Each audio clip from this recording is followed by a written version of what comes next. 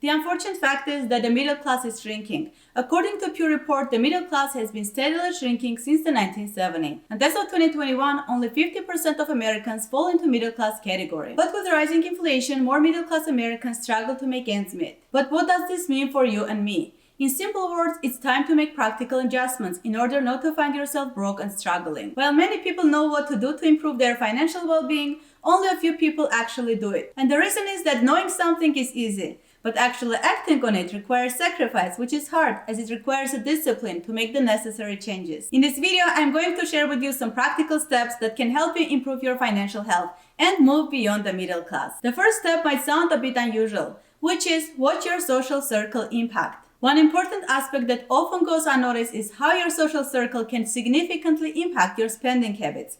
It's a phenomenon called keeping up with the Joneses. Let's explore this and see how this can affect your financial journey. It's common for people to start spending in similar ways as their friends. If your social circle dines at fancy restaurants, goes on luxury vacations, or splurges on luxury designer items, in time you'll also start following the same pattern without taking into account if you can actually afford it. Many people go to the extent of getting themselves into a credit card debt just to be able to go on a similar vacation as their friends. And as you keep increasing your spending, it starts to feel normal, and that's the danger. Because at first spending $1,500 on a designer bag might seem like a lot, like way out of your budget. But then slowly it becomes for you normal price for a bag and you keep on increasing your spending. Once you normalize paying higher costs for things without considering your means and also without taking action to build financial stability, you are setting yourself on a path to become broke. These people in your social circle maybe make enough not only to spend but also save and invest, which maybe you are not aware of. So they may be okay in the future if they're also doing smart financial planning.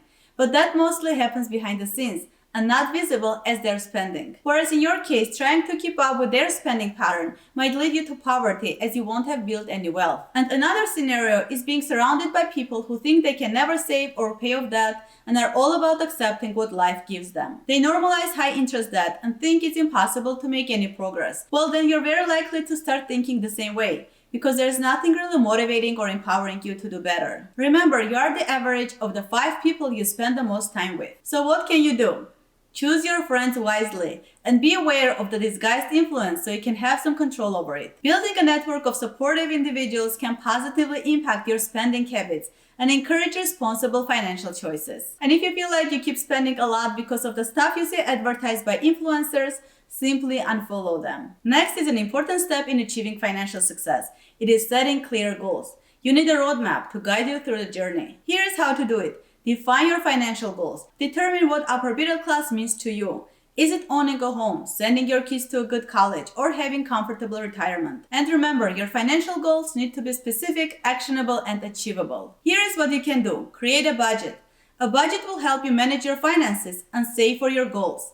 List your monthly income and expenses to see where your money is going. If you're struggling with saving, set up automatic transfer to your savings account on the day you get paid. So instead of waiting until the end of the month to see what's left to save, you start with saving first. Follow the 20% rule. You should save at least roughly 20% of your income each month.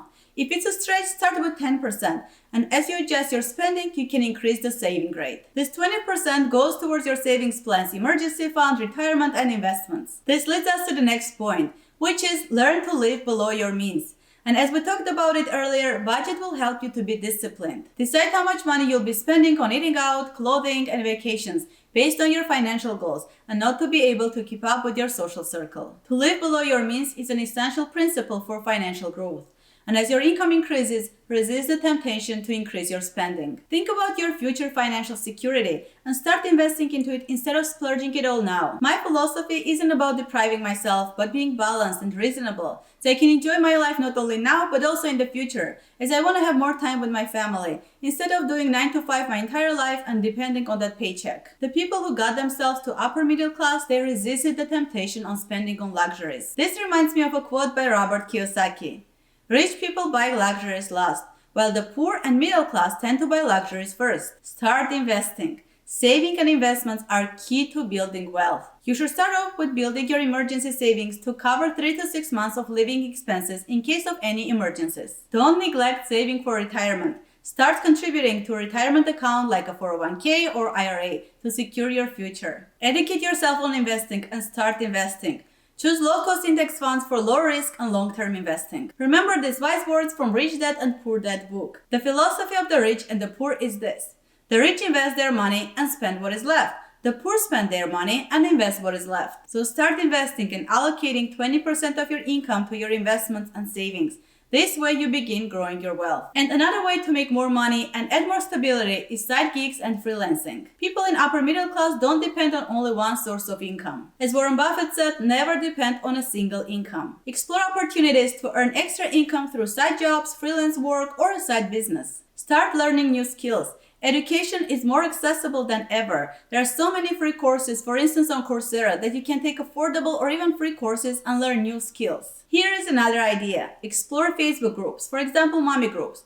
See what services are people mostly looking for, and if that matches with your skills and interests, maybe that's an opportunity for you to start a side hustle. For example, from what I've noticed, many parents are often looking for kids' party entertainment. Like if you are good with painting, maybe you can learn face painting and do it on the side.